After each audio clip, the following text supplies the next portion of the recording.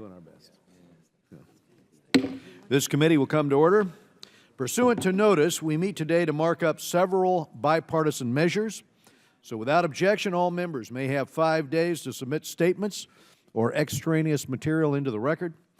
All members were notified yesterday. We intend to consider our first 4 measures en bloc. And so without objection, the following items previously provided to members will be considered en bloc, and they're considered as read. We have House Resolution 374 regarding the partnership between Singapore and the United States, and the Engel 78, an amendment in the nature of a substitute. We have House Resolution 650 regarding the safety and security of Iranian dissidents living in Camp Liberty in Iraq, and the Engel Amendment 80 to House Resolution 650. We have House Concurrent Resolution 129 regarding the dignity, comfort, and security of surviving Holocaust victims, and the Ross-Leitonen Amendment 45 to House Concurrent Resolution 129. And then we have the Senate Bill 1252, the Senate passed Global Food Security Act. And after recognizing myself and the ranking member, I will be pleased to recognize any members seeking recognition to speak once on any of these measures. So let me start by thanking the committee's Chairman Emeritus, Congresswoman Ross-Leitonen and Congressman Deutsch, for their work on House Concurrent Resolution 1219. Now, this is the bill expressing support for Holocaust victims. We've had tens of thousands of victims, unfortunately, of the Holocaust who have come to be found to be living in poverty. Living in poverty today. And many of those victims have unique health and assistance needs. Now, Germany has supported a number of aid programs throughout the years in acknowledgement of its moral obligation to help these victims. In fact, the German government engages with members of the Claims Conference annually to evaluate their programs and identify any unmet needs. This year, gaps in home care, in mental health programs, and long-term medical care were all identified. Yet, despite a commitment to provide this assistance, negotiations on a path forward have slowed. So time is of the essence, of course, as these Holocaust victims suffer, while these talks are now stalled. This resolution rightly calls for these talks to be accelerated and for an assistance plan that ensures transparency and accountability to guarantee funds are helping the most vulnerable go forward. So, and after that measure, we're going to consider House Resolution 374, reaffirming Singapore's strategic partnership with the United States. Singapore has long been a very dependable friend and partner for us. We've got a deep defense and trade relationship with Singapore, and today we are reaffirming the importance of this partnership to securing peace and stability in the Asia-Pacific for several reasons. And one of these is because we appreciate Singapore's enforcement of sanctions on North Korea, as evidenced by a Singapore-registered shipping firm, which was found guilty in January of transferring money that could have contributed to North Korea's nuclear-related program. The prosecution of this firm by Singapore sends a very strong signal that Singapore is taking its international obligations very seriously, and we are appreciative of that. And I also want to thank Ranking Member Engel and the chair of our Asia Subcommittee, Matt Salmon, for their helpful input on the text we are considering today. I also want to thank Mr. Poe for his leadership in introducing a very necessary measure, House Resolution 650, regarding the security of Iranian dissidents living in Camp Liberty in Iraq. Camp Liberty is a former U.S. military base outside of Baghdad that is now home to more than 2,000 Iranian refugees who are members of the opposition to the regime in Tehran.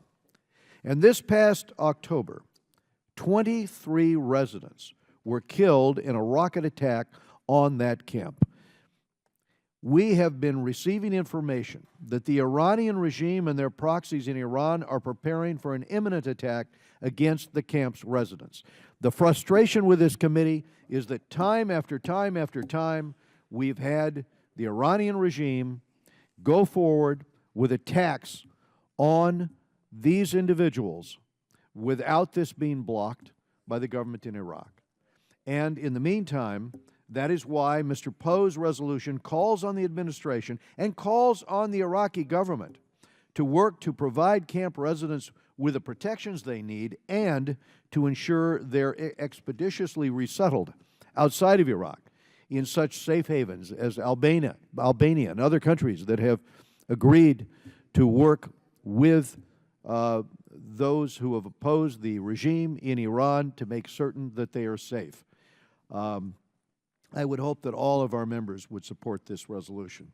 I'm also happy today that the committee is restoring regular order and exercising its fundamental responsibility to authorize before appropriating by considering S. 1252, the Global Food Security Act of 2016. Specifically, the bill authorizes, for the first time in 30 years, international disaster assistance. This is the essential humanitarian account that provides refugees with tents and sheeting to water and medicine. But it also authorizes, for the first time, the Emergency Food Security Program, the flexible, efficient, and effective food aid program that helps refugees when and where they need it most, so they won't be forced to seek refuge in Europe or beyond. And it advances policies that will improve food security and better enable people to grow their own way out of poverty, so they will no longer have to depend upon U.S. foreign assistance. And it does all this without increasing spending. Indeed, this bill, which had much input on the Senate side from both Republicans and Democrats, passed unanimously in the Senate. This committee has held numerous hearings on food security. The bill before us today, which passed the Senate, as I say, with unanimous support, reflects more than 3 years of careful deliberation and inclusive discussions and amendments. So I want to thank Mr. Smith for his leadership on this important legislation and urge members to help get it to the President's desk without further delay. I now recognize the ranking member for his remarks. Thank you, Mr. Chairman, for convening this markup and for bringing these bipartisan measures forward. I'm happy to support them all. I'm grateful to all of our members on both sides of the aisle for their hard work. I'll speak first about the 4 measures we are taking up en bloc. I'll start with House Resolution 374, which recognizes a half-century of independence for our close friend Singapore. Last year, Singapore celebrated the 50th anniversary of its independence, and this year, the United States and Singapore mark 50 years of our bilateral relationship. In that time, Singapore has become an important partner to the United States in the Asia-Pacific region. Over the years, we've seen our economic and security ties grow stronger and stronger. In the years ahead, as American foreign policy focuses more and more on Asia, we know there will be additional opportunities to work together with our partner Singapore on issues from countering violent extremism to addressing climate change, where Singapore as an island nation has been a strong leader, to pushing for a peaceful and rules-based resolution to contentious issues like the South China Sea. This resolution underscores the important friendship between our countries, and I'm happy to support it. We're also considering House Resolution 650, calling for the safety and security of the Iranian dissidents living in Camp Liberty in Iraq. I want to thank Mr. Poe and Mr. Higgins for working on this measure, which I'm proud to co-sponsor. I want to welcome our friends wearing their yellow jackets to this committee today, and believe me, we are very concerned about Camp Liberty, and we're making everyone know that we're keeping a watchful eye to make sure that those people are protected. The residents of Camp Liberty deserve to live in dignity and without fear of violence. Last October's rocket attacks on the unarmed residents of Camp Liberty by a Shia militia with ties to Iran killed 24 people. It's the height of cowardice. We are still waiting for the perpetrators of this attack to be brought to justice. I would also note that my amendment to this resolution highlights Albania's commitments to resettling Camp Liberty residents. They have resettled 1,000 already and are committed to resettle 2,000 more. I have worked closely with the Albanian government in all the years I've been in Congress. This shows a tremendous generosity of spirit and commitment to care for the most vulnerable on the part of the people of Albania. This resolution sends a message that we stand with the men, women, and children in Camp Liberty and want to see quick and meaningful action to bring them relief. I'll turn now to House Concurrent Resolution 129, which calls for Germany and for all of us to redouble our efforts to care for those who were victims of humanity's darkest chapter, the Holocaust. As the spokesman for Germany's Chancellor Angela Merkel recently said, quote, "All Germans know the history of the murderous race mania of the Nazis that led to the break with civilization that was the Holocaust. We know that responsibility for this crime against humanity is German and very much our own," unquote. Part of that responsibility, of course, is to generously assist those survivors who endured this evil firsthand. In the spirit of goodwill and friendship, this measure calls on Germany's leaders to do whatever it takes to properly care for this generation, which is getting older and dying, and I'm glad to support it. Lastly, I'm glad to support Senate Bill 1252, the Senate's version of the Global Food Security Act, and I was pleased that the House passed our version a few weeks ago. It's simply unconscionable that nearly 800 million people around the world would live without knowing how they'll get their next meal. Half of all the deaths of children under 5 years old are tied to malnutrition. The United States has a responsibility to help meet this challenge, both by helping people feed themselves and by taking a hard look at the root causes behind poverty, hunger, and instability. This bill prioritizes foreign assistance programs aimed at reducing global poverty and hunger. It also authorizes a strong investment in the administration's signature effort, Feed the Future, as well as other State Department and USAID initiatives. These efforts deserve our continued support, and I'm glad we're moving ahead with this bill. So thank you again, Mr. Chairman. Thanks to all our members, again on both sides of the aisle, and I yield back. Thank you, Mr. Engel. Our Chairman Emeritus, Eliana Ross-Layton. Thank you so much, Mr. Chairman and Ranking Member. I want to thank my good friend and South Florida colleague, Congressman Ted Deutsch, for our work together in crafting H-Con Res 129 in support of Holocaust survivors. The United States is home to nearly 1/4 of all survivors, and approximately 15,000 live in South Florida. We both have many constituents who are survivors, and as their representatives in Congress, we have an obligation to ensure that we are doing everything in our power on their behalf. But many are also close and personal friends. And as their friend, I also have an obligation to be their voice and express their frustration and concerns. Since the 1950s, Germany has recognized that it has a moral obligation to Holocaust survivors and their heirs. And to Germany's credit, it has attempted to ensure survivors' needs are met, and it has attempted to resolve some of the lingering injustices. However, even by Germany's own admission, its efforts to date have been inadequate at addressing the medical, mental health, and home care needs of many of the world's survivors. Nearly half of all survivors live at or below the poverty line. This is not only shameful, it is inexcusable. These survivors have lived through the unimaginable. The pain and suffering they have endured have left physical and mental scars that cannot be healed and horrifying memories that can never be forgotten. These experiences mean their medical, mental health, and home care needs are more complex than other elderly individuals. And that is why this resolution is so important, and that is why we are urging Germany to act expeditiously to honor its commitment and fulfill its moral obligations to all survivors. These individuals have very little time. The system currently in place is full of red tape, riddled with layer upon layer of bureaucracy. The claims conference itself is known to have come under increased scrutiny for the many cases of fraud and abuse. And the proof that this process isn't working is that nearly half of all survivors, as I said, still live in poverty, and that under the current system, many died long before their time as a result. Survivors deserve better than that. They deserve to live out their days in dignity and comfort. The right thing to do is for Germany to provide for all the survivors' needs directly, and to do so transparently and efficiently with the urgency that circumstances demand. I hope that all of my colleagues will join us in urging the German government to do more, to do the right thing, to honor its obligations and commitments with the urgency demanded by justice and decency.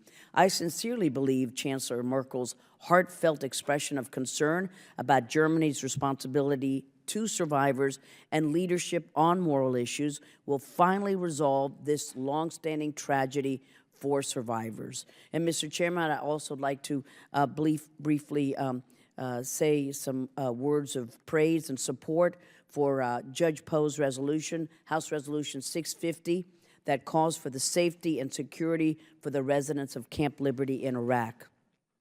It is no secret that the Iraqi government completely failed to protect these individuals and Camp Liberty, not living up to its commitments made in the December 2011 Memorandum of Understanding. Camp Liberty has never been given adequate protection. And now with the Iran nuclear deal and Iran getting more money to carry out its illicit activities, I fear that Liberty would be an even easier and larger target for the regime than before.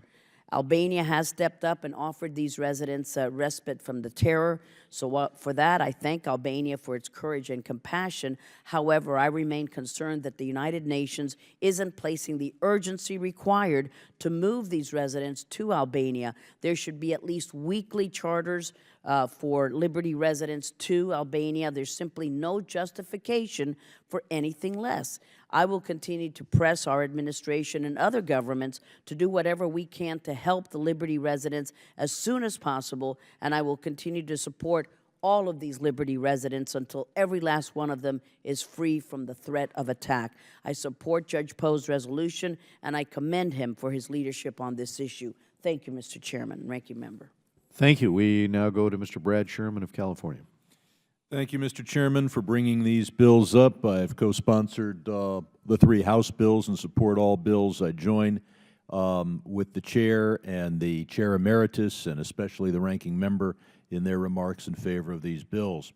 I want to speak briefly about H.Res. 650, a resolution that calls for providing safety and security to the Iranian dissidents living in Camp Liberty.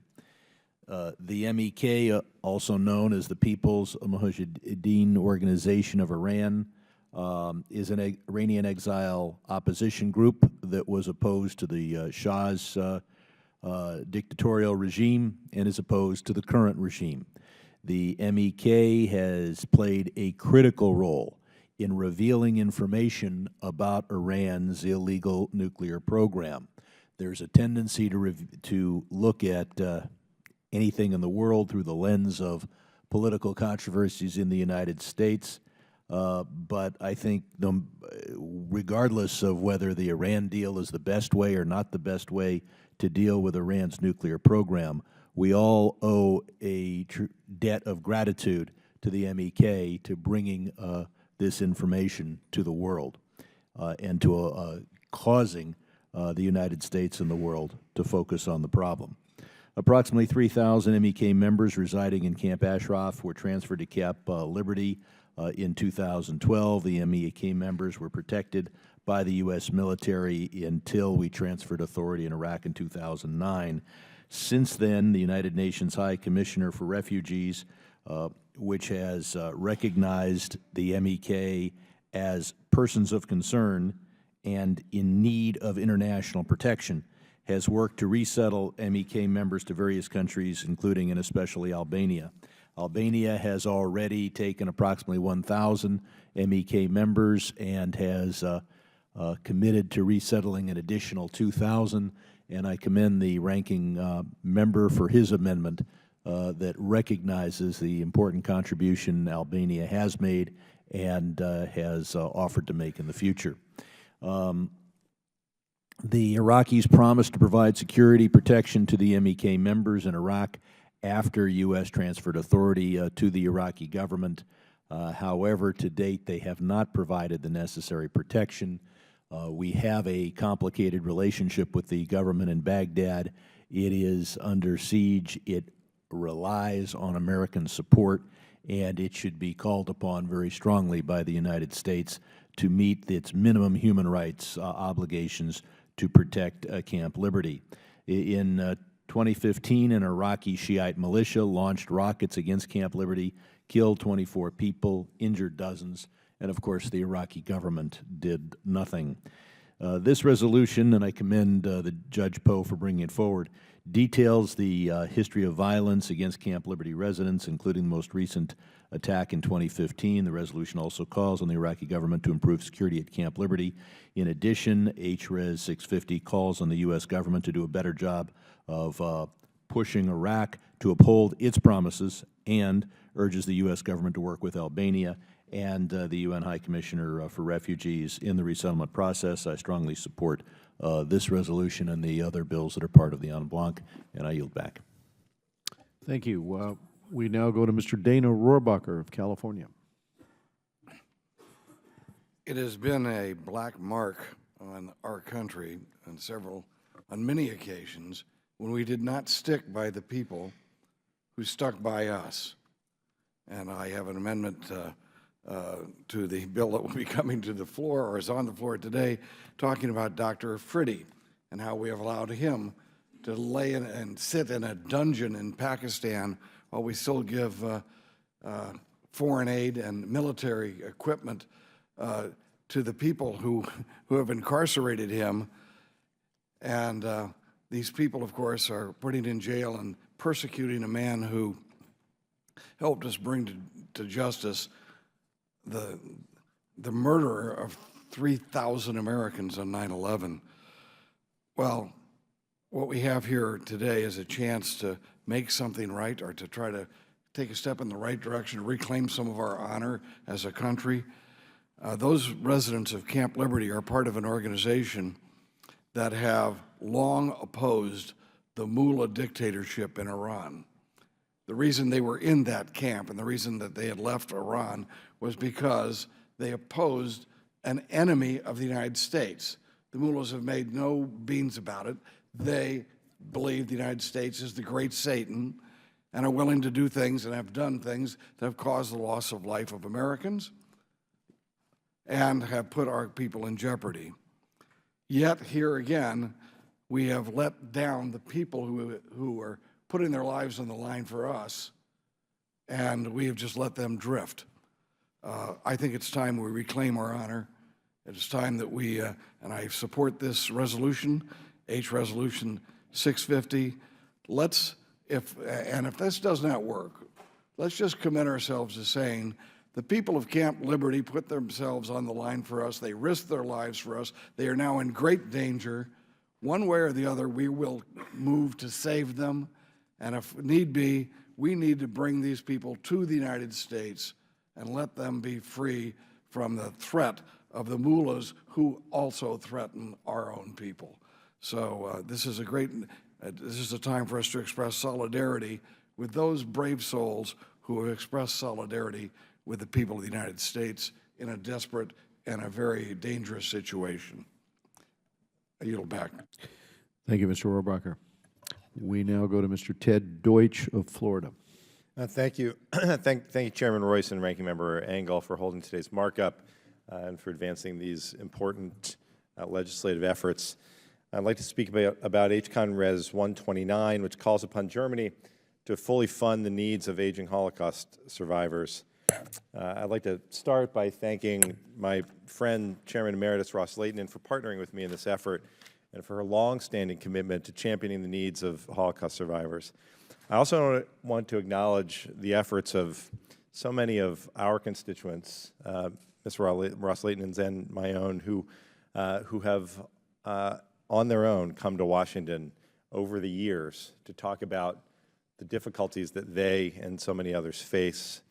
In particular, Jack Rubin, a constituent and friend who has testified in this body before, deserves thanks for his tireless advocacy on behalf of survivors. One of the great privileges I have serving in Congress is representing a large number of Holocaust survivors. And Earlier this month, I attended a Yom HaShoah, a Holocaust Remembrance Day ceremony in my district. I've been attending these ceremonies for more than a decade, and every year there are more and more empty seats. A constituent of mine recently told me that it feels like every day he gets a call to attend another funeral of a survivor.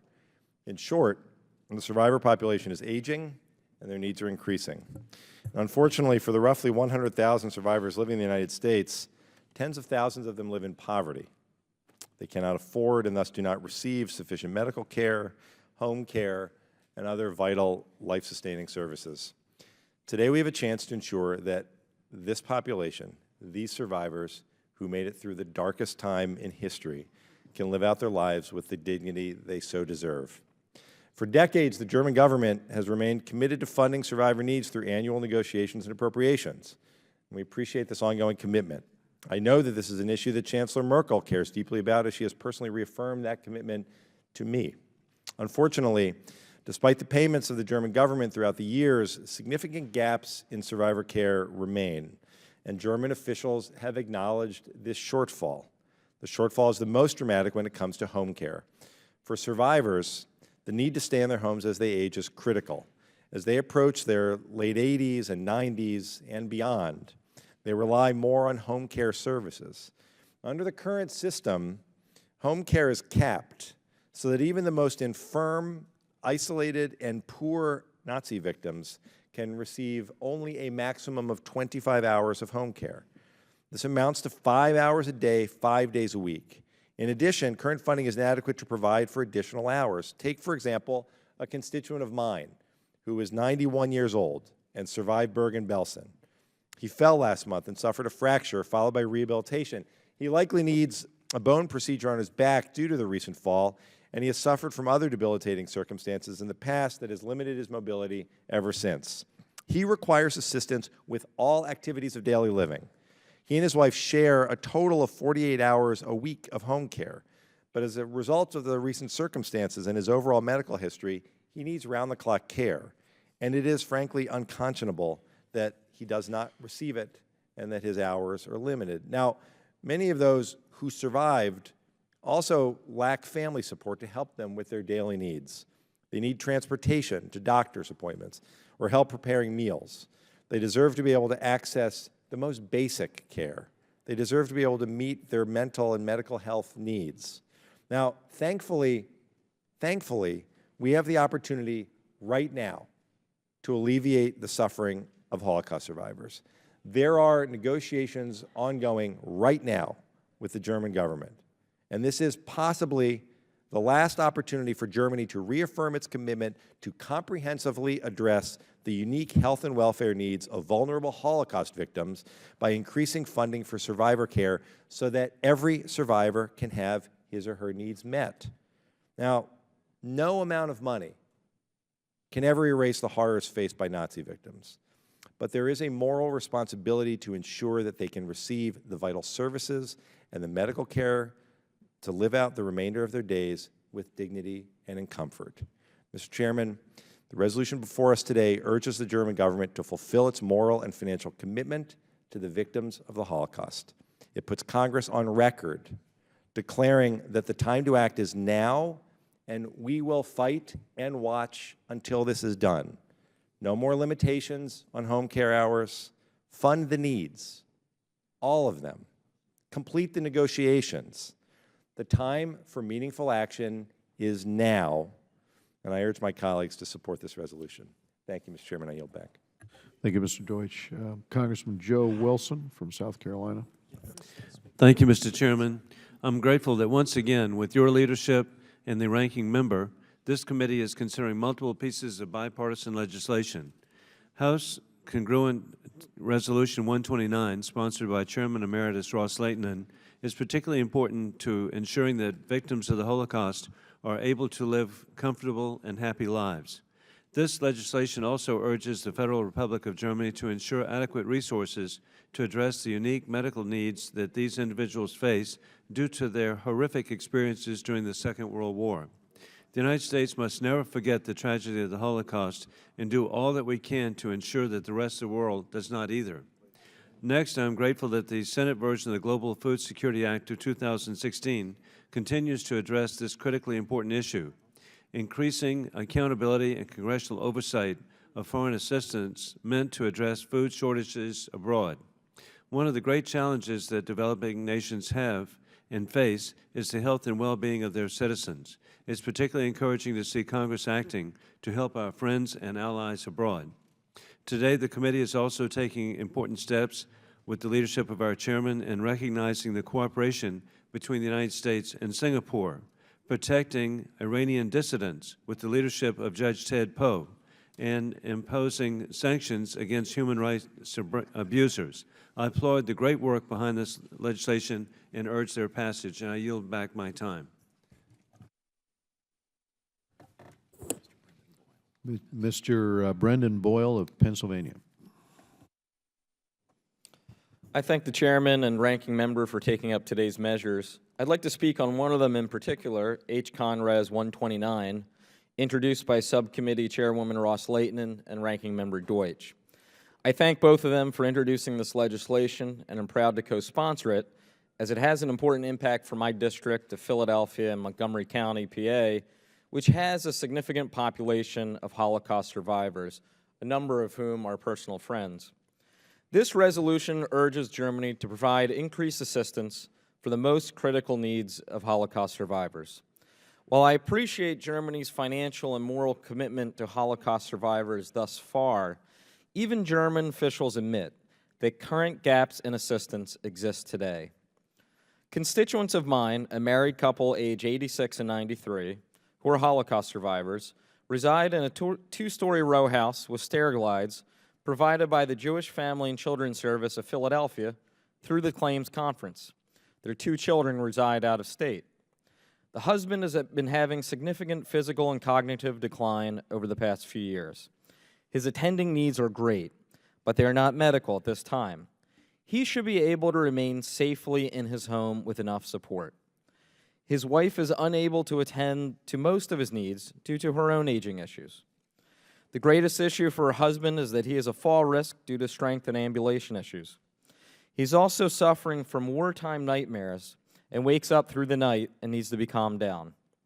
His wife cannot do this as she must get sleep, lack of sleep greatly affecting her own health. So if JFCS of Philadelphia was able to provide more hours of home care for them both, they would have an aide take care of both of their needs. Her needs are suffering as a result of her taking care of his needs. The Holocaust survivor population is aging. They're now in their 80s and 90s. It's important to acknowledge that an estimated 100,000 Holocaust survivors live in the United States, and I think this is the most galling statistic, nearly half of all Holocaust survivors live below the poverty line.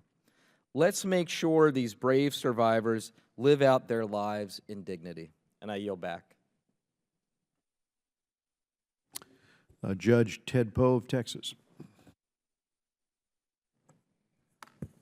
I thank the chairman, and I would like to discuss a matter that we have discussed a lot since 2009, and that is the folks, the good folks in first Camp Ashraf and then Camp Liberty, who have been, while they have been in these camps, bad things have happened to them. The more we meet, every time we meet, it seems that there have been more assaults, more murders, more rocket attacks against these folks who have lived in these 2 areas. Many of them are here today. Their families are in Camp Liberty, and some of their families have been killed since 2009, and I admire their perseverance. But there are about 2,000 members of the Iranian opposition movement, MEK. Once again, they are unarmed, and they live in Camp Liberty, Iraq. They live there because they've been forced out of Iran, a country that tolerates no political opposition. And if they were to be returned to Iran, they would be killed. The mullahs in Iran fear and hate the MEK. The MEK basically just wants freedom in Iran, free elections. But turn turns out that the long arms of the mullahs in Tehran reach out to Iraq, where these folks have been for a long time. Last October, residents came under intense rocket attacks in Iraq. 24 people were killed, dozens of others were injured, and the IRGC claimed the assault and warned that more would follow. These kinds of attacks, there's been 7, if I can remember correctly, on the people in the MEK that live in Iraq, have claimed the lives of 140 people. Not one person has been held accountable for these murders. Not one person has been arrested or gone to jail for these murders that occurred in these camps. 1,300 others have been injured, and 7 have been kidnapped. The residents live in constant fear of another attack. Their only crime is opposing the tyrants in Iran. HRES 650 condemns these attacks. I want to thank the ranking member for his amendment that makes this resolution even better. But the resolution condemns the attacks and urges the Iraqi government to bring those responsible to justice. Those in the Iraqi government who claim links to the IRGC should not be put in charge of the camp. Several years ago, Chairman Rohrbacher and myself went to Iraq, and we wanted to see Camp Ashraf.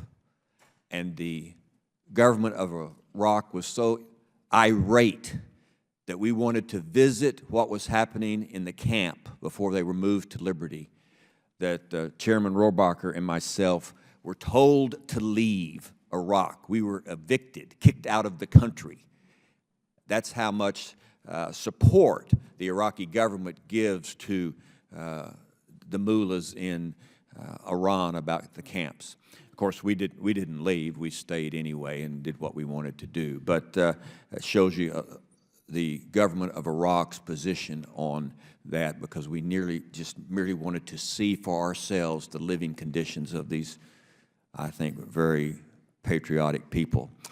So Iraq's not a safe place for those residents. They should be resettled to a third country. As Iran's influence continues to grow in the region, we must show our strong support for these dissidents. They want freedom to pursue. They want freedom for their fellow countrymen, but for the last 30 years, that pursuit has cost them, and they've had to flee the country they love and lose many of their family members. We should do all we can to urge their protection. It's important that the government of Iraq allow the residents to sell the property at Camp Liberty and Camp Ashraf. It is their property. It does not belong to the government of Iraq. And once again, I want to thank Ranking Member Engel for his amendment that makes this clear. As it stands now, the Iraqi government is only allowing their residents to take the clothes that they're wearing on their back. They can't even take their laptop computers. This is their property. It doesn't belong to Iraq. And the folks that leave Camp Liberty and go other places should be allowed to take their personal property, whatever country that they go to. This is only right, and justice demands this.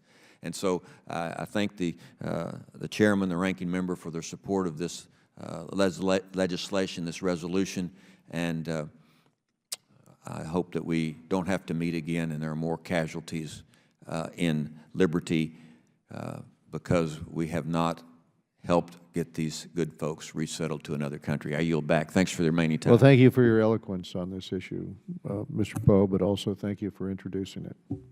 We now, are there any other members seeking time?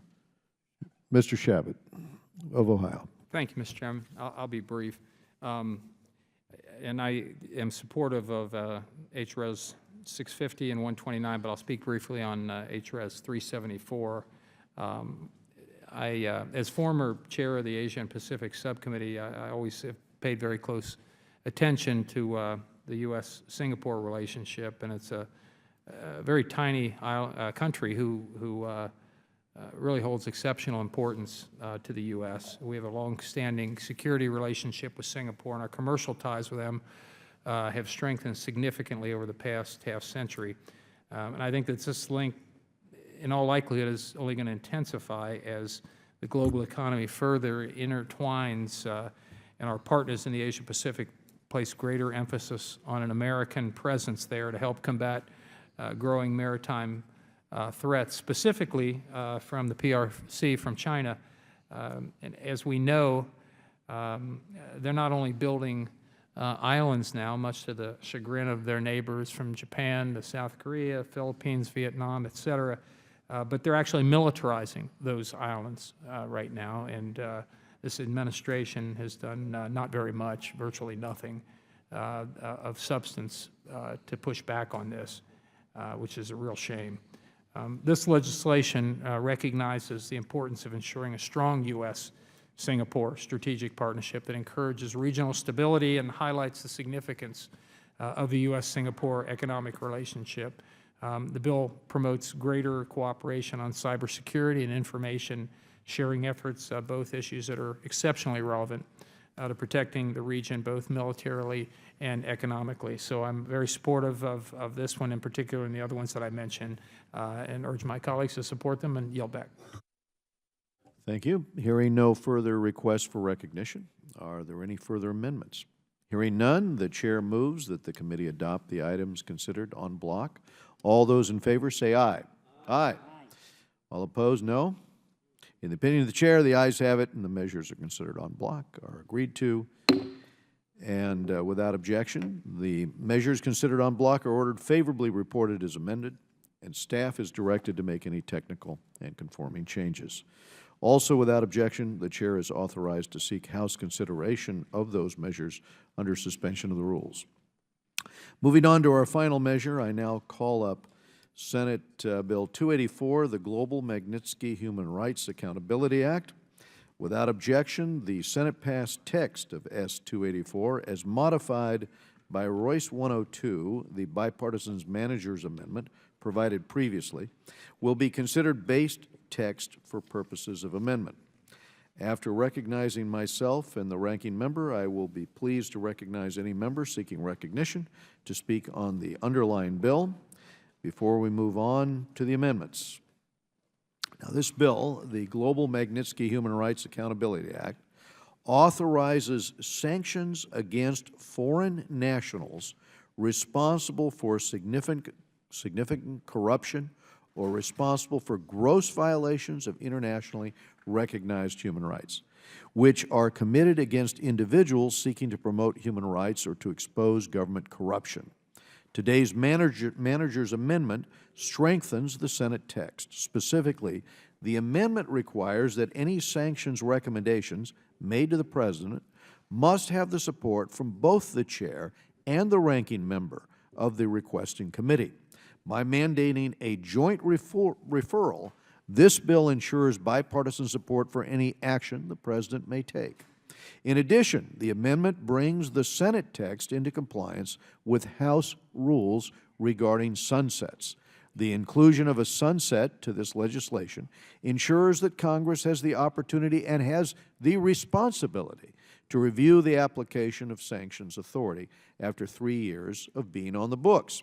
I want to thank the ranking member and others who worked with us to craft this amendment.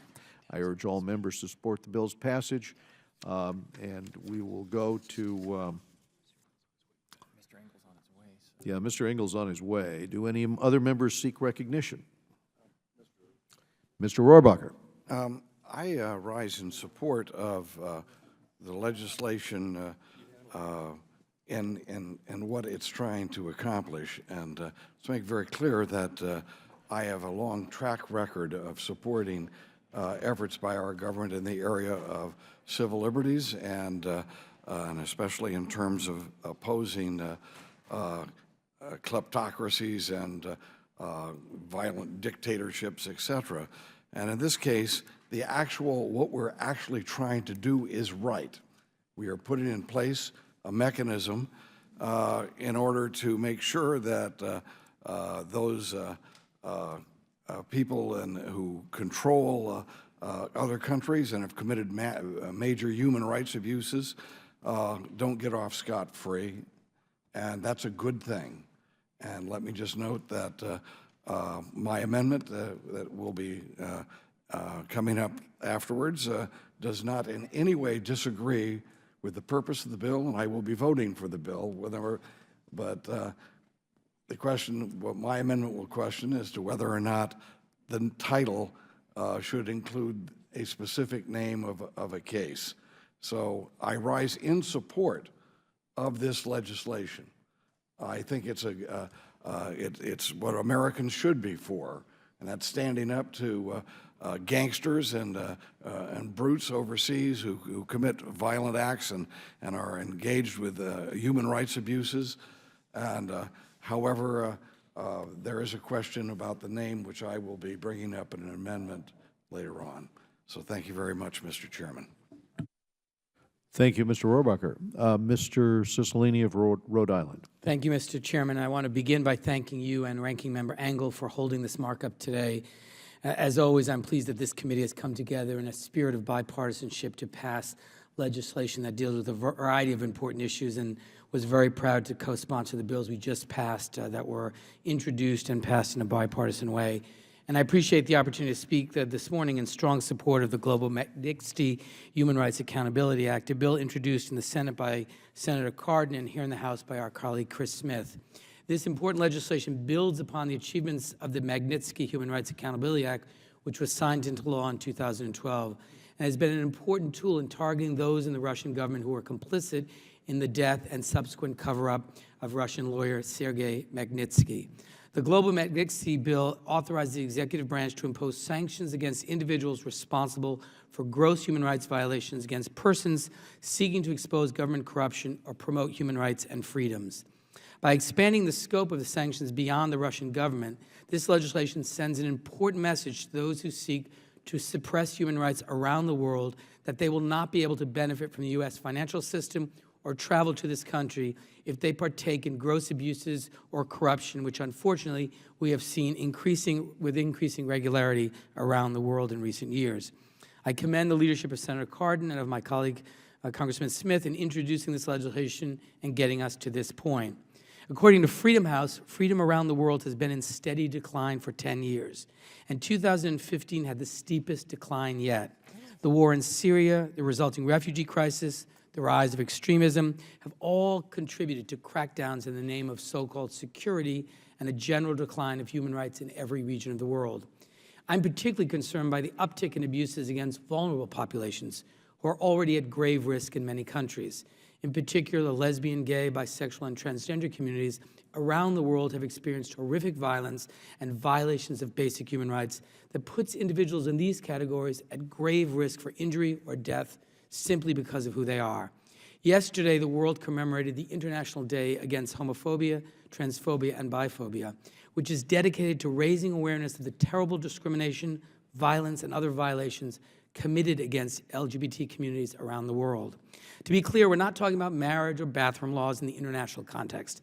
LGBT people abroad face horrific persecution, threats, constant harassment, lack of access to health care, marginalization, violence, and death because of their status or perceived status of being gay, lesbian, or transgender. Some illustrations. In the Gambia and sub-Saharan Africa, President Yahya Jammeh has threatened to personally, quote, slit the throats of gay men found in his country, and has arrested and tortured a number of gay men, including one who was beaten so badly in detention he needed to be hospitalized.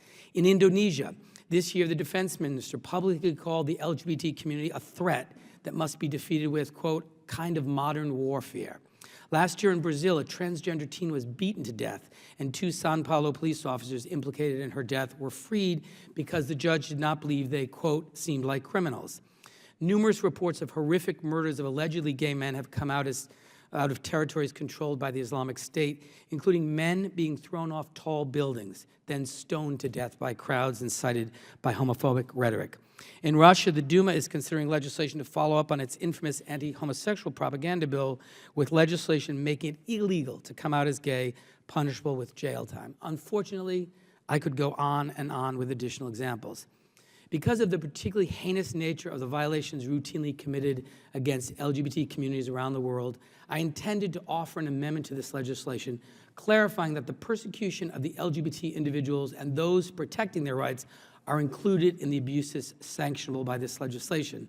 However, it's my understanding, after speaking with our chairman on this subject, that he agrees with my assessment that these rights are indeed included in the legislation. And with that, I proudly yield before I conclude to the chairman. Well, yes, thank you for raising this point. Certainly around the world, we have witnessed some truly severe human rights violations, some directed at people solely on the basis of their professed or perceived sexual orientation or gender. In a number of African countries, gay people are at risk of being killed or jailed for life. And in places like Russia and Iran, we see authorities trying to ban even the discussion of sexual orientation. And of course, there was the brutal murder of a USAID employee and gay rights activist in Bangladesh just last month. This was an abhorrent crime. And I want to make clear that the internationally recognized human rights referenced in the Global Magnitsky Act apply to all people, including those who identify as LGBT. And the committee is planning a hearing for later this year on the alarming threats to fundamental human rights worldwide. So I look forward to working with the gentleman on that. And today it's important that we advance this legislation that promises to improve human rights of all. Thank you, Mr. Chairman. I thank you for your consideration of this. I look forward to working with you and other members of this committee to ensure that the rights of LGBT individuals and other vulnerable minorities receive due consideration here at the committee. And I think a hearing on this matter will be a great step forward. And with that, I yield back. Thank you. Other members seeking recognition? Mr. Higgins, I think, is. Thank you, Chairman. Thank you, Ranking Member Engel. Thank you for holding this important markup today. I'm pleased that we will be considering House Resolution 650, a resolution introduced by Congressman Ted Poe, which would reiterate our strong commitment to the residents of Camp Liberty by providing for their safety and expedited resettlement. Since 2009, 7 attacks at Camp Liberty and Camp Ashraf have killed 140 residents with over 1,000 wounded. Despite pledges to provide for their safety, the government of Iraq has failed to live up to this commitment, and some of its forces may have been complicit in these attacks. Approximately 2,000 residents of Camp Liberty are currently awaiting resettlement by the United Nations High Commission on Refugees. We must work with the UN and the Iraqi government to expeditiously relocate these individuals before any more harm befalls them. In the interim, the government of Iraq must provide for the safety and security of this vulnerable population. I look forward to the passage of this resolution. I yield back the balance of my time. Thank you, Mr. Higgins. Other members seeking recognition? Mr. Engel? Mr. Chairman, again, thank you for convening this markup. I also want to thank you for bringing forward our last bill, the Global Magnitsky Human Rights Accountability Act. This is the product of many years of hard work by Representatives Smith and McGovern here in the House and by Senators Cardin and McCain in the Senate. This bill would authorize the President to sanction foreign individuals who commit gross violations of human rights, as well as government officials involved in significant acts of corruption. It would allow the chairs and ranking members of relevant congressional committees to send names of potential violators to the administration and requires a determination of whether those people meet the criteria for sanctions. This measure builds on the 2012 Magnitsky Act, which created a similar process for people inside Russia.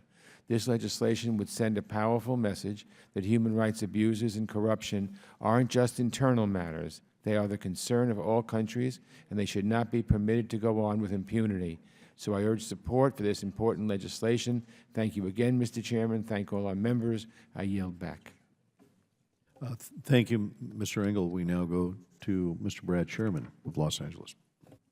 First, I want to commend the gentleman from Rhode Island for focusing on LGBT rights, and especially thank the chairman for his comments, the colloquy, and the upcoming hearing. LGBT rights are human rights. I heard the gentleman from Orange County on the name Mavinsky being in the bill.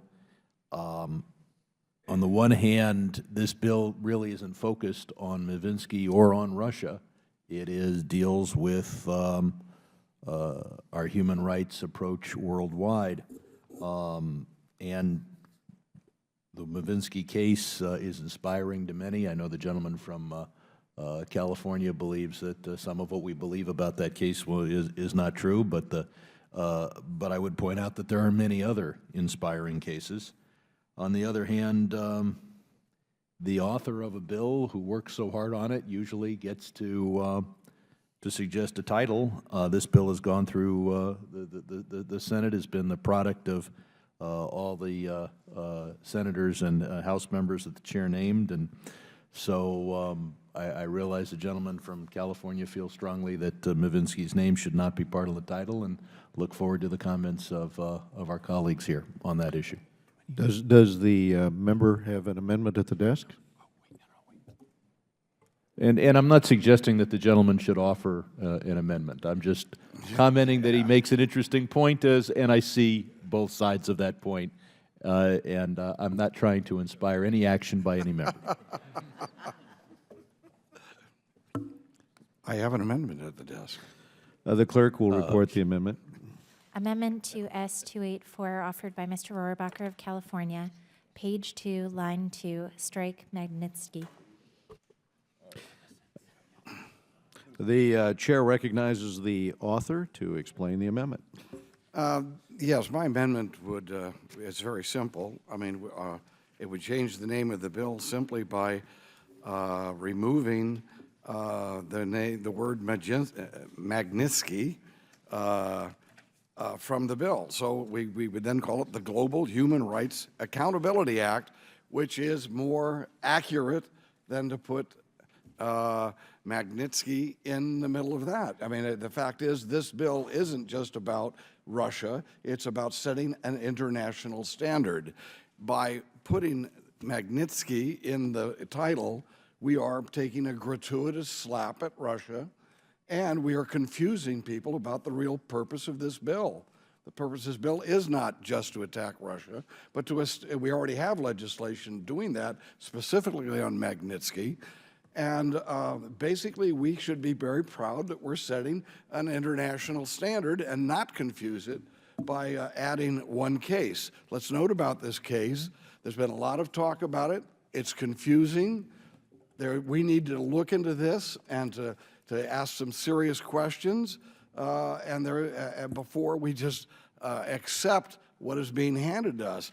In the 1990s, Russia was in economic chaos as it shifted from state control to a market economy. At this time, you had very notorious characters arise in Russia and coming from outside of Russia to exploit that situation for their own situation. We saw the rise of oligarchs who are not just Russians, but other people as well. And they ended up walking away with billions of dollars. Some of these foreigners, including Mr. Browder, who was Mr. Magnitsky's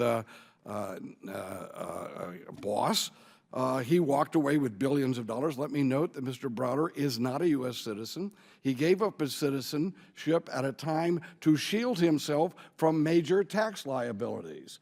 And we have, so we have people there, and I noticed that he sent a letter to us talking about kleptocracy. And here's a man himself who made billions of dollars in the middle of this chaos. And there's a major question, and that's what this whole issue is about, as to whether $230 million worth of taxes the Russian government deserved from those billions of dollars made by Mr. Browder, whether or not those, that he legitimately paid this, or whether or not he was trying to shield that. Mr. Magnitsky was the man who helped keep his books.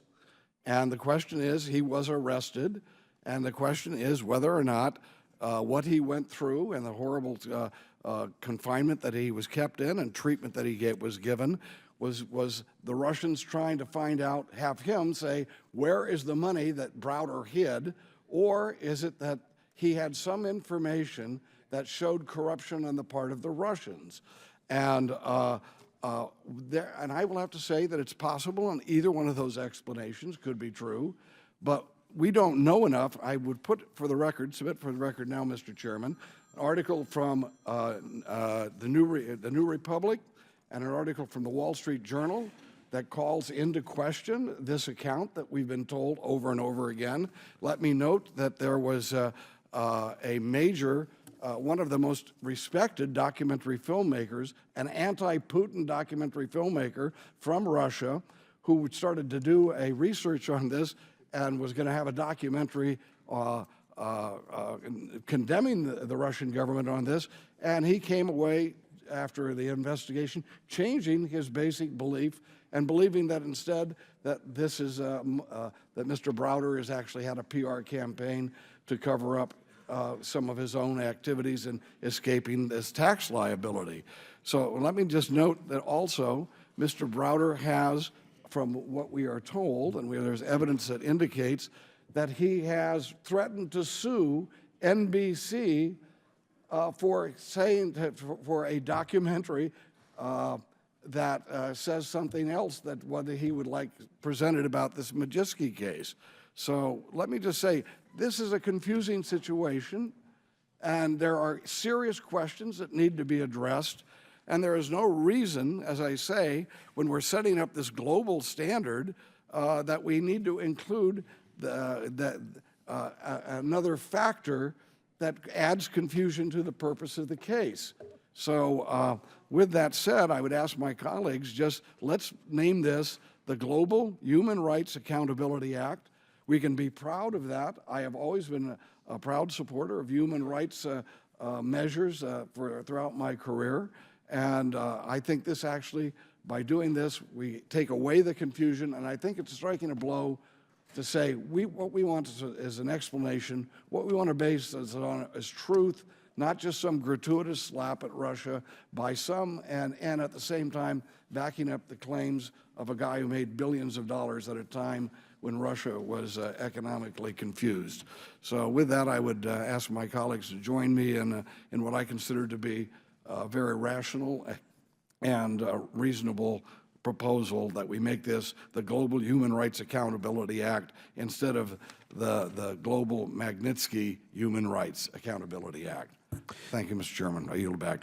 Thank you, Mr. Rohrabacher. Do any other members seek recognition to speak on this amendment? Mr. Engel. Thank you, Mr. Chairman. Let me first say, with respect to my good friend and classmate from California, I have to oppose this amendment. Sergei Magnitsky was a lawyer who worked to shine a light on corruption, fraud, and theft by authorities inside Russia. As we well know, opponents of Russia's increasingly authoritarian regime don't get the benefits of due process or rule of law. So he was thrown in prison, held for a year with no trial, denied medical care, subjected to horrific conditions, and beaten by prison guards in the final hours of his life. His basic rights and dignity were pushed aside when he was dying in a Russian prison cell, but now his name and his story have become synonymous with efforts to advance human rights and fight corruption. There's a good reason we put his name on a law years ago, and we should reject any attempt to revise history or sweep it under the rug. We should not be apologists for Putin. We should not worry about offending Putin or his incredibly more and more authoritarian regime. Let the chips fall where they may. Stripping Magnitsky's name from this bill dishonors his work and diminishes the tragedy of his death. So, with all due respect to my good friend, I urge my colleagues to oppose this amendment. I yield back. Other members seeking recognition? General. Thank you, Mr. Chairman. While I have the consummate respect for my good friend from California, I must disagree with him on this particular issue. And I think that it is a good thing any single time that we highlight the atrocities, whether they're imposed on one individual or millions of individuals by the Russian state, by the USSR, the Union of Soviet Socialist Republics, and anytime we can highlight things like the Katyn forced massacre of thousands of Poles, or the terror famine in Ukraine, up to 6 million Ukrainians murdered by the Soviet Union and the Russian dictators. I think it's a good thing, and so with those reasons in mind, I will oppose this amendment and urge my colleagues to do the same. Thank you, General Perry. Mr. Albio Series. Thank you, Mr. Chairman, and I really appreciate all your hard work, especially on this bill, but I must disagree with my colleague from California. I think to worry about what Russia feels about this name of this bill, when they are just moving away from democracy and becoming more dictatorial every day, I really do not agree with removing this name. Maybe we should get, if we remove this name, maybe we should add to it Fidel Castro to the bill. That would be more appropriate. Thank you. Would my friend yield? Absolutely. I thank my friend. My friend from California knows how much I do respect him and like him. But I felt listening to him like I was watching RT, Russian television. His argument is essentially 3 points. Well, there's a lot of confusion over the circumstances. We don't know whether he was beaten to death because he was himself corrupt or they were trying to get intelligence out of him. As if that could ever be justified. Secondly, it's a gratuitous slap at Vladimir Putin and Russia. Actually, of course, it's the very opposite. It's calling them out for behavior that absolutely fails even the minimal standards of international norms with respect to jurisprudence and protection of those in custody. And thirdly, with his billions, being an oligarch, who knows? Maybe there were lots of reasons to justify this. There can never be any reasons to justify it. I would make the opposite argument of my friend from California. We must put this name on this bill. We must make it clear to Vladimir Putin and his friends in Russia that there are international standards we will adhere to and insist they adhere to. And so I think we have to reject this amendment on its face overwhelmingly and make a collective statement from this committee on behalf of this Congress that we take note and that we're not going to let up, and that unacceptable behavior by Mr. Putin, whether it be in the Crimea or in a prison cell involving Sergei Magnitsky, you will adhere to civilized international norms of behavior because we're going to insist on it. And when you don't, we're going to call you out. I yield back. Mr. Conley, will you yield? Mr. Chairman. The time is Mr. Sirius. Yes, I yield. The gentleman yields. Mr. Cicilline. Thank you, Mr. Chairman. I, too, oppose this amendment and encourage my colleagues to vote against it. And just want to say that I thank my good friend, Mr. Rohrabacher, actually, for giving us an opportunity to, again, remind people about the circumstances of this case and the naming of this legislation. There are really no doubts about the veracity of the case of Sergei Magnitsky, who was only 37 years old when he was killed in Russian government custody after exposing wide-scale corruption and tax fraud by Russian officials. After arresting Mr. Magnitsky for the crimes he exposed, they allowed him to die in horrific circumstances. The Russian government then continued its campaigns of smears and vilification, turning on Magnitsky's boss, Bill Browder, after he refused to let the case simply disappear. They convicted Bill Browder in absentia of the tax evasion that Magnitsky had led the charge to uncover. And even more galling, they had the audacity to convict Mr. Magnitsky posthumously, in fact, the first such prosecution in Russian history. The Russian government has had no shame when it comes to the case of Sergei Magnitsky, the details of which have been poured over, verified by multiple sources, and verified again. To allow the Russian government any modicum of influence over this legislation, including its name, would be shameful and would dishonor the work of Mr. Magnitsky, Mr. Browder, and all of those men and women in Russia and around the world who fight against corruption and human rights abuses. I have here a Daily Beast article published today which outlines the length the Russian government has gone to discredit, smear, and vilify Mr. Magnitsky, and to oppose this legislation. And with the Chairman's permission, I would like to submit it for the record, and I urge my colleagues to oppose this amendment and support the underlying legislation, the Global Magnitsky Human Rights Accountability Act. Without objection, subject to the length limitations and committee rules, all members have general leave to submit related materials for the record. Mr. Shabbat, Mr. Chairman, move to strike last word. Mr. Shabbat, you're recognized. Thank you. Mr. Chairman, it doesn't mean I support his amendment, but I yield my time to the gentleman from California. Thank you very much for yielding that time. Let me just note that, and by the way, thank you for your expressions of friendship and respect for differences of opinion. That's all right. I mean, we are in a country where we do respect each other when we have disagreements, and that's one of the things that makes our country great. Back to this particular issue, I will just have to say that there is ample evidence, enough evidence that major magazines like New Republic and the Wall Street Journal have called into question the details of this case as to whether or not what's being presented is not something that has been a major effort on the part of a multi-billionaire who made his profit at a time when there was chaos and confusion in Russia, and basically became one of the oligarchs.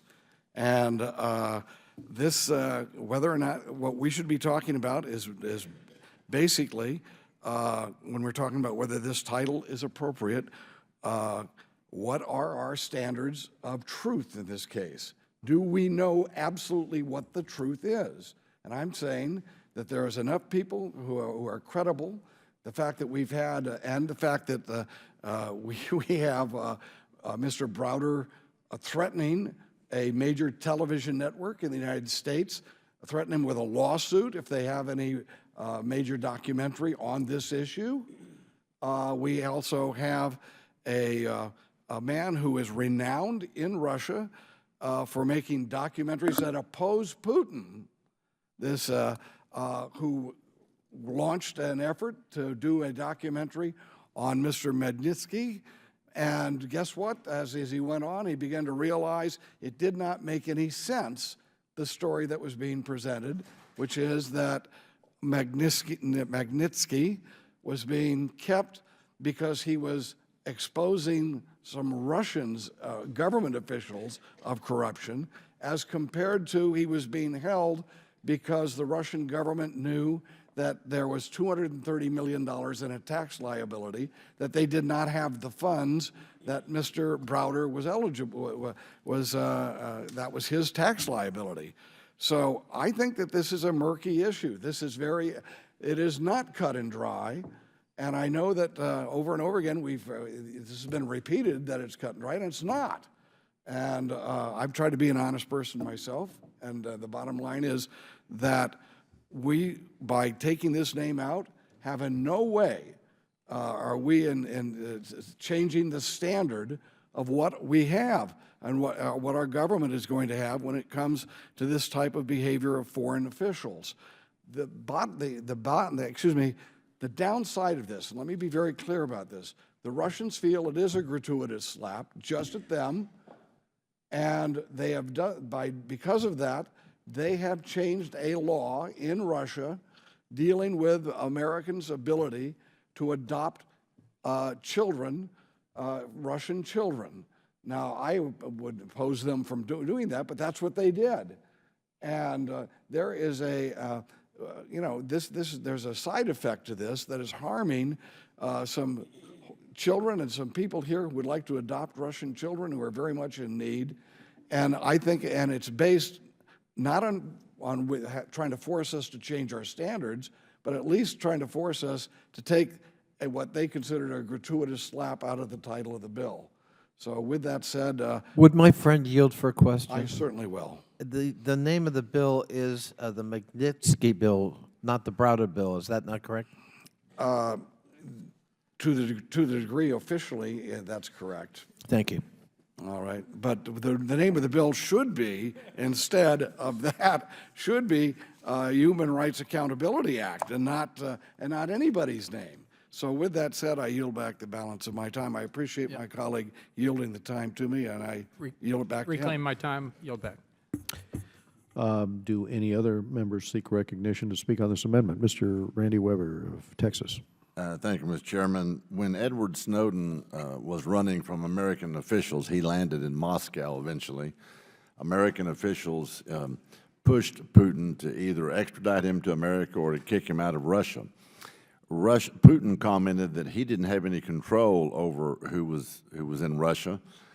Dana, you referenced the Wall Street Journal, so it reminded me that Dan Henninger in that article at that time said that that was ridiculous what Putin said, because when Russian officials didn't want somebody in Russia, on Russian soil, they either removed him from it or put him under it. So that is their reputation. I yield to my friend from Pennsylvania. Thanks for yielding to my good friend from Texas, just in response to my other good friend from California, which I must vehemently disagree with on this, when he says we're not sure of the facts. We're not sure of the facts. Let me tell you what facts we are absolutely sure of. We're sure of the facts of the terror famine in the 1930s, where the Russian government murdered by starvation up to 6 million Ukrainians and took their land. We're sure of the facts of the Katyn Forest massacre in World War II and the massacre of the Poles that were blamed on the Germans. We're sure of the facts of up to 45 million untimely deaths at the boot of communism and socialism under the Russian government, and we're sure of the fact that Vladimir Putin is a former KGB agent, and he's coalescing power not in a democratic way, but in an authoritarian way, and is likely responsible for the untimely and unpleasant deaths of many that we don't know about, but we do know about this one. I think it's our duty to remind the American people every single day that we can, until they change their ways, what the Russian government, what the USSR has stood for, what communism and socialism has meant for the world over since World War II. And with that, Mr. Chairman, I yield back. Do any other members seek recognition? Hearing no further request for recognition, the question occurs on the amendment. All those in favor say aye. All those opposed, no. No. In the opinion of the chair, the noes have it, and the amendment is not agreed to. Are there any other requests for amendment at the desk? Or hearing no further amendments, the chair now moves that the committee agree to S-284 as amendment. All those in favor say aye. Aye. All those opposed, no. In the opinion of the chair, the ayes have it, and S-284 as amended is agreed to. Without objection, S-284 as amended is ordered favorably reported as a single amendment in the nature of a substitute. Staff is directed to make any technical and conforming changes, and the chairman is authorized to seek House consideration under suspension of the rules. So that concludes our business for today. I want to thank Ranking Member Engel and all of our committee members for their contributions and assistance with today's markup. The committee is adjourned.